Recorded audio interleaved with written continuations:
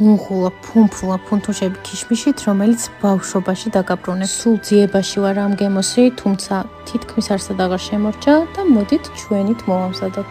დაგჭირდება 500 მლ თბილი რძე, ისე რომ ხელზე არ იკბინებოდეს. დავუმატოთ 300 გრამი შაქარი, 20 გრამი მშრალი საფუარი, 4 ცალი კვერცხი, 180 გრამი გამდნარი კარაქი და შემდეგ შეგრილებული, 5 გრამი ვანილინი და დაახლოებით 1 კილო ფქვილი. უნდა მივიღოთ ნაზი და ფაფუკი ცომი. ჩვენ ცომს ვასვანებთ თბილად გილას, სანამ არ გაორმაგდება. შემდეგ უკვე შეგვიძლია რომ გადავურიოთ ქიშმიში, ეს უკვე თქვენი გემოვნების ამბავია, გიყვართ თუ არა. კარგად შევაზილოთ და დავიწყოთ გუნდების გაკეთება. ამ პორციით გამოდის 12 ცალი ერთნაირი გუნდა. სეთიანი ხელებით დავაგუნდაოთ, გადავაფაროთ ნაჭერი და დაველოდოთ მათ გაფუმფულებასაც დაახლოებით 9 საათი. შემდეგ თავზე გადავუსვათ რძე და ვაცხოთ წინასწარ გახურებულ ღუმელში 170 გრადუსზე. უკვე გამომცხვარ ცხელ-ცხელს შეგიძლიათ გადაუსვათ შაქრის სიროფის სურვილისამებრ. მოამზადეთ და გაიხსენეთ ბავშვობა. გემრიელად!